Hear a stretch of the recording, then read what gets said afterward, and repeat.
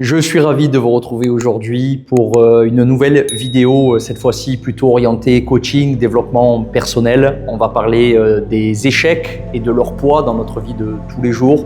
Comment se servir de ces moments d'arrêt pour mieux repartir avec plus de hauteur et de résilience pour créer une forme de tremplin vers l'autoroute du soi. C'est ce qu'on va aborder dans cette vidéo que je vais faire comme d'habitude à la cool parce que j'aime la faire de manière très décontractée sous la forme de podcast.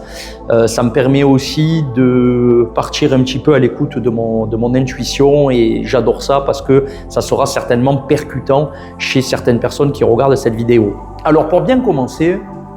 pour ma part, moi j'ai 35 ans et dans ces 35 années de vie, j'ai expérimenté vraiment énormément de chemins. Et c'est un peu la métaphore de la vie où on est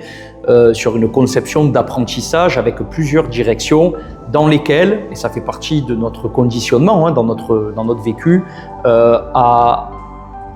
formaliser, à constituer nos valeurs intrinsèques. C'est-à-dire que depuis qu'on est vivant, on fait régulièrement l'expérience de choses dont on va dire ça c'est plutôt bien, ça c'est plutôt mal, ça je suis bien avec, ça je suis pas bien avec, parce que ça correspond vraiment avec notre identité profonde en dehors de notre apparence physique. J'irai vraiment chercher la quintessence de notre moi au niveau de l'âme. Et évidemment, il y a des choses qui rentrent en jeu par rapport à la famille, par rapport à l'éducation qu'on a reçue, par rapport à nos propres perceptions des choses. Vous savez qu'on a fait un atelier ce week-end et je vous disais, comme on l'apprend en PNL, que la carte n'est pas le territoire. Chacun qui va regarder sa carte va avoir un regard différent dessus par rapport à ses croyances, par rapport à son vécu. Et c'est pour ça que c'est impossible de faire l'unanimité sur une même carte. Personne n'a la même, on a tous notre vision différente. Et aujourd'hui, pour revenir sur cette notion d'échec, l'échec est pour moi, de mon expérience de vie en 35 ans et ayant vécu des choses des fois parfois extrêmes dans le sens d'opposition, des choses qui semblaient opposées par rapport à qui j'étais avant et qui je suis aujourd'hui, et tout ce qui a cheminé à l'intérieur pour constituer ma personne.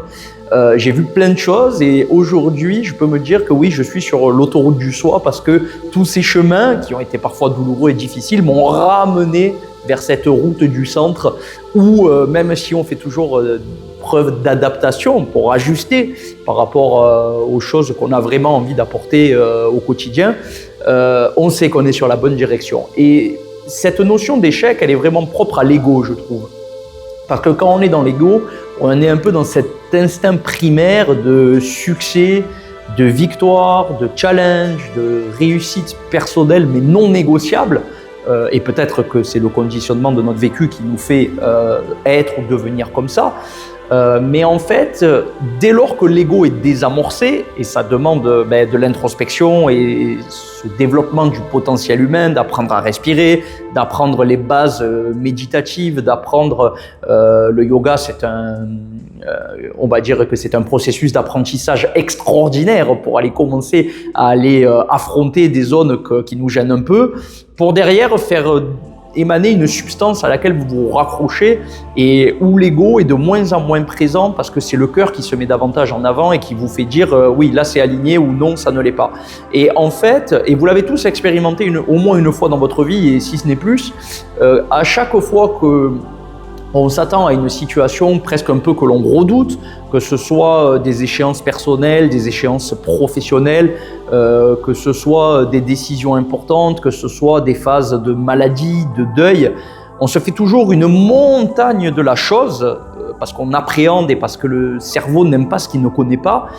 Et finalement, quand ça se passe, et je le dis même face à la douleur et la souffrance, ça peut jamais être pire que ce que on attendait à l'intérieur. Alors il y a bien sûr des exceptions et ça ne sera pas l'objet de cette vidéo, mais n'hésitez pas, si vous êtes dans cette exception, à le marquer en commentaire, ça me donnera l'idée d'une partie 2. Mais en fait, on se dit toujours, alors bien sûr qu'on a besoin du temps pour se détacher de l'événement, et on dit toujours que finalement, même les plus grandes difficultés, les plus grands obstacles, les choses qui nous ont mis littéralement au tapis, on se dit finalement, quelques semaines, quelques mois, parfois quelques années après, je suis passé par cette situation et finalement j'en ai grandi, je suis arrivé là. Donc, et c'est là un peu le mystère de la vie où on se pose la question de Est-ce que c'est écrit à l'avance?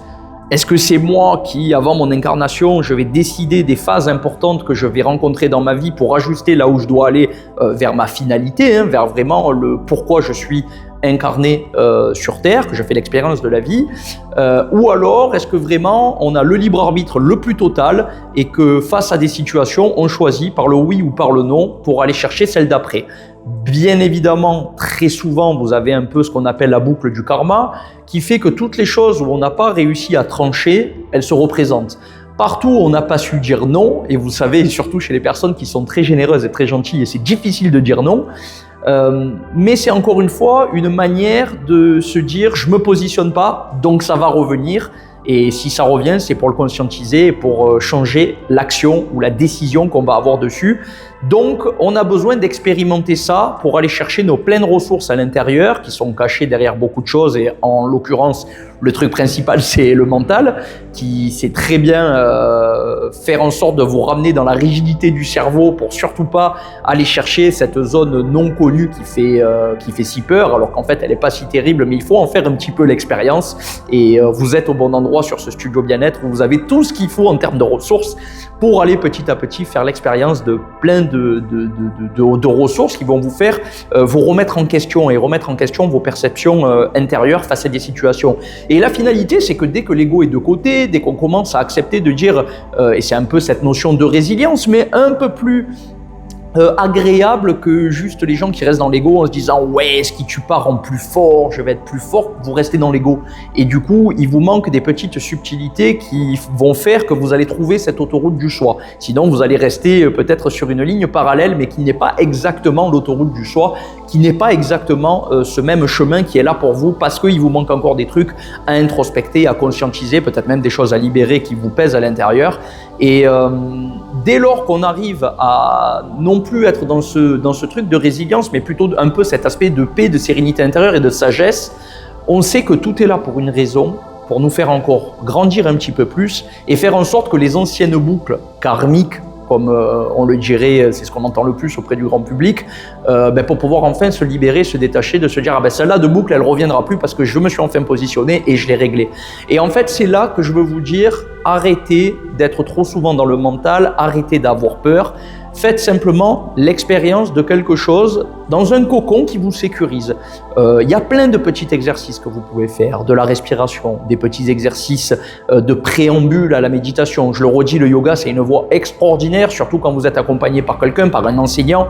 quelqu'un d'expérimenté qui va vous permettre d'être là dans les moments où on ne va pas comprendre ce qui se passe. Ça arrive très souvent et ça m'est arrivé à moi il y a pas mal d'années avant de me former, de prendre une posture, de se mettre à pleurer, vous avez libéré quelque chose. De prendre une posture et de penser à quelque chose ou de prendre une forme de quelques minutes de méditation et il y a des images qui se répètent en permanence, peut-être qu'après de l'exprimer comme une émotion qui doit sortir à votre enseignant, vous allez vous aussi amorcer le processus et vous allez en grandir, vous allez apprendre à vous connaître de l'intérieur, changer un petit peu vos croyances que vous avez sur le monde, la fameuse carte qui n'est pas le territoire,